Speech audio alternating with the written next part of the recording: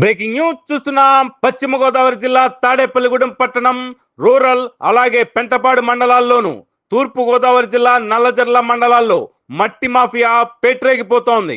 తాడేపల్లిగూడెం నియోజకవర్గం కేంద్రంగా ఈ మాఫియా విస్తరిస్తోంది. దోచుకోవడానికి కాదేది అనర్హం అన్న చందాన ఎర్ర కాలువ గట్లు, ఎర్ర కాలువ గర్భం, పోలవరం కాలువ గట్ల వరకు యథేచ్ఛగా మట్టిని దోచుకుంటున్నారు కొందరు అక్రమార్కులు. పగలు రాత్రి అనే తేడా లేకుండా మట్టి మాఫియా చెలరేగిపోతున్నా అటువైపు ఇరిగేషన్, రెవెన్యూ అధికారులు కన్నెత్తైనా చూడటం లేదనే విమర్శలు సైతం వినిపిస్తున్నాయి. ఇంత జరుగుతున్నా అటు ఇరిగేషన్ అధికారులు కానీ ఇటు రెవెన్యూ అధికారులు కానీ ఎటువంటి చర్యలు తీసుకోకపోవడం పలు అనుమానాలకు తావిస్తోంది. కళ్ళున్న కబోదుల చందాన అధికారులు తీరు ఉండటంతో సామాన్యులు పెదవి విరుస్తున్నారు. ఎండలు ముదరడంతో ఎర్ర కాలువ పరివాహక ప్రాంతంలో ఉన్న పొలాలను మట్టిని పగలు రాత్రి యథేచ్ఛగా అక్రమ తవ్వకాలకు పాల్పడుతున్నారు. వెంకటరామన్నగూడెం నుంచి కాలువ ఇరువైపులా దాదాపు 15 కిలోమీటర్ల మేర కొండల్లా ఉన్న మట్టిని ఇప్పటికే అక్రమంగా తవ్వి తరలిస్తున్నారు. మాఫియాదారులు కొందరు ఏకంగా కాలువ గట్ల వెంబడి ప్రత్యేక రహదారులు ఏర్పాటు చేసుకుని ఈ దారుణాలకు తెగబడుతున్నారు. ఎర్ర కాలువ పరివాహక ప్రాంతాల్లో కాలువకు అడ్డంగా తూరలను సైతం ఏర్పాటు చేసి నదికి అడ్డంగా రహదారిని సైతం నిర్మించుకోవడం ఇక్కడి పరిస్థితికి అద్దం పడుతోంది.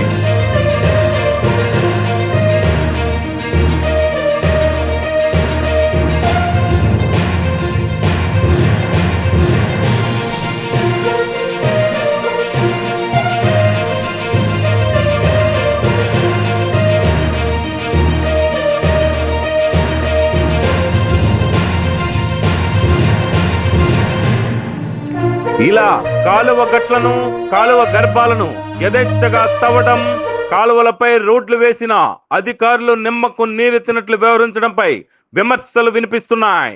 ఇంత జరుగుతున్నా ఇటు రెవెన్యూ అధికారులు గాని అటు ఇరిగేషన్ అధికారులు గాని పర్యవేక్షణ కొరవడటం, అధికారులు మామూలు మత్తుల్లో జోగుతున్నారనే ప్రచారానికి ఊతమిస్తున్నాయి. ప్రభుత్వ కార్యాలయాలు మూతపడే సమయం నుంచి తెరుచుకునే సమయం వరకు తెల్లార్లు ఈ మట్టి మాఫియా దందా కొనసాగుతూనే ఉంటోంది. కోట్ల రూపాయలు విలువ చేసే ఎర్ర కాలువ నది గర్భంలోని ఇసుక పొర కలిసి ఉండే మట్టిని, గండ్లు పడిన చోట ఉండే మట్టిని అక్రమార్కులు వదలకపోవడం శోచనీయం. మీడియాలో వార్తల ప్రసారమైన రోజు హడావుడి చేసి ఏదో ఒక మిషను లారీని సీజ్ చేశామంటూ చేతులు దులుపుకుంటున్న రెవెన్యూ ఇరిగేషన్ అధికారులపై ఉన్నతాధికారులు దృష్టి సారించాల్సిన అవసరం ఎంతైనా ఉంది. ప్రభుత్వాలు మారినా, పాలకులు మారినా మట్టి మాఫియా ఆగడాలలో ఏ మాత్రం మార్పు కనిపించకపోవడం వెనుక ఆంతర్యం ఏంటనేది అర్థం కావడం లేదని ఆశ్చర్యం వ్యక్తం చేస్తున్నారు ప్రజలు.